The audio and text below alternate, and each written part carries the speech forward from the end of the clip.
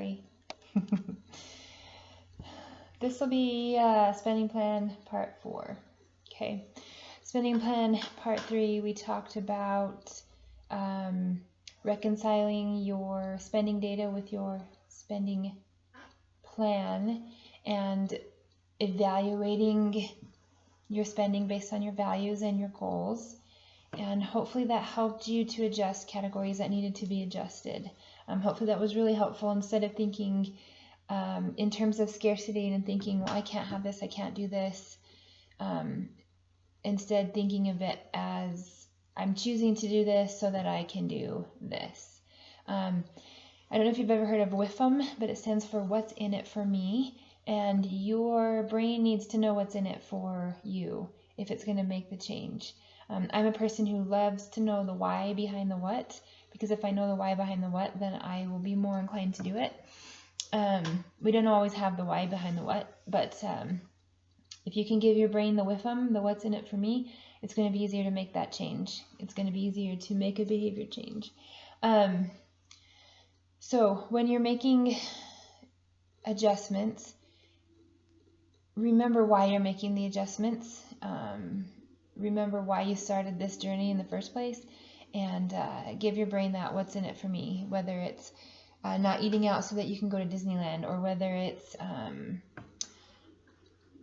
not buying a new car to get car payments because you want to pay off your other debt. Sorry, there's this line of light from the window and it's going right across my face. That's why I keep moving.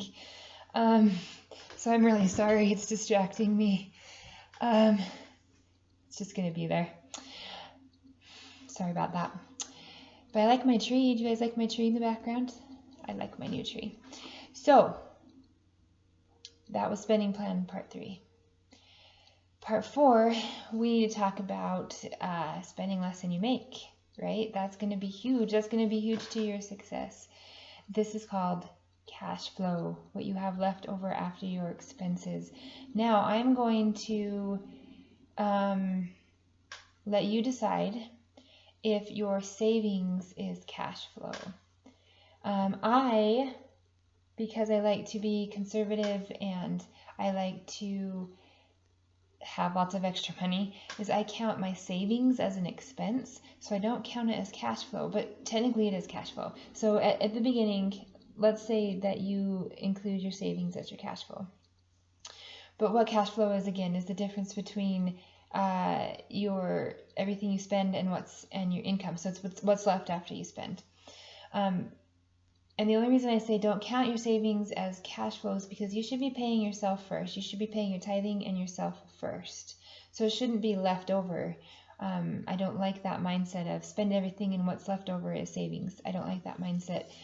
You've got to save first. You've got to pay your tithing first, save, and then you can start putting your money everywhere where it needs to go.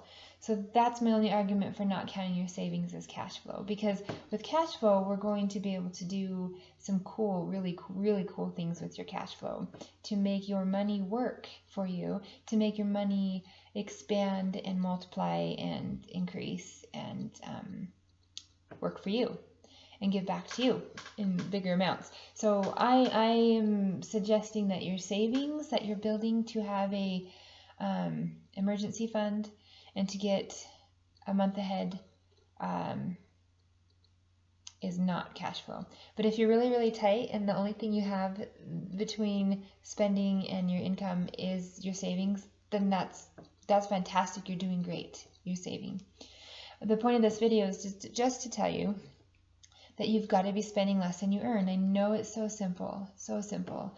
Have you seen that Saturday Night Live skit about not spending if you don't have the money? It's really funny. I'll try to put the link below this video. Steve Martin. It's pretty good. But if you don't have the money, don't spend it. We've got to spend below our means. Whatever comes in, you can't spend that much going out. Okay, so you've already reconciled based on your values. Now you're going to have to reconcile based on your income. And this is when maybe we start to feel really sad, because the only thing that's telling us right now, our money is in control, because now it's going to tell us what we can't spend because it'll be over our income. So if you've done steps 1, 2, and 3 in your spending plan and you're still spending more than you're making, this is going to be not as fun as evaluating your spending based on your values. That's kind of fun and kind of empowering. Now you've got to even cut more, because you've got to have your spending be less than your income. Again, don't despair that it's going to be too hard and too tight. It might be at the beginning, but it's going to get you where you want to go, and it's the only way to get you where you want to go. You've always got to spend less than you make, but you're going to be making more eventually. So it's going to ease up. It's going to get easier. But the purpose of this video is just to say that after you've done steps 1, 2, and 3, and you still have spending that's higher than your plan, or your plan spending, what you plan to spend is higher than your income, that's when we've got to, first of all, take that spending plan total, right, the monthly total of what you're going to spend, compare it to your income, and you've got to make the amount you're going to spend less than the income. Now, I'm going to throw this at you, and I'll do another video just on savings, but the goal, well, the ultimate goal is even bigger, but the goal is to start saving 10% of your income. Now, if that's not doable right now, or too hard, or too big of a leap, start small. Start with 3%. So make that spending plan number, the total amount of spending for the month, make that number 3%, then your net income. So after taxes, after your deductions, the amount that goes into gets deposited into your bank account, that's your net. Make your spending plan 3% less of that, and then that 3% is going to go into your savings. And our goal is to work up, then you can, when that is mastered, then you can work up to 5%, and then 6%, 8%, and get to that 10%. But start small, so that you are doing it. Okay, so that's spending plan part 4. Say that fast. Part 4. I was going to say it in Chinese because my kids speak Chinese, and I can part 4. I can't even remember how to count to 10 in Chinese, and they're like fluently speaking it because little kids' brains are awesome. This is probably the hardest, not most labor-intensive part of your spending plan, but it may be the hardest because you're going to have to cut stuff out. I'm going to do a bunch of videos on how to reduce expenses. Then we'll also talk about how to increase income. So if you need help in this area, watch for those videos. But one last thought is, as you're doing this, and I wish I would have said these in the other videos, is take it to the Lord in prayer. Take it to the Lord and say, look, this is what I'm trying to do. I'm trying to get my money in order. I'm trying to take what you've given me and be a good steward over it. I'm trying to make it so that I can help others and I can be who you want me to be. And the means that we've been given to do that is money. And pray and ask your Heavenly Father for help. Ask for eyes to see, and knowledge and wisdom, and the ability to make the sacrifices, and the ability to find the ways that you need to find to decrease the spending, or to be wise about it, or to increase your income.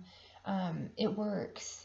It works. And it wasn't until recently that I really understood that we need to involve the Lord in our finances and our Heavenly Father, and we need to ask for their help, because everything we have He gave us, and He wants us to be, fulfill the measure of our creation and be who He wants us to be.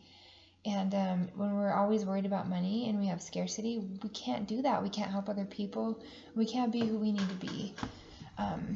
So getting our money in order is showing your Heavenly Father that you're willing to take what He's given you and be responsible with it and help it grow.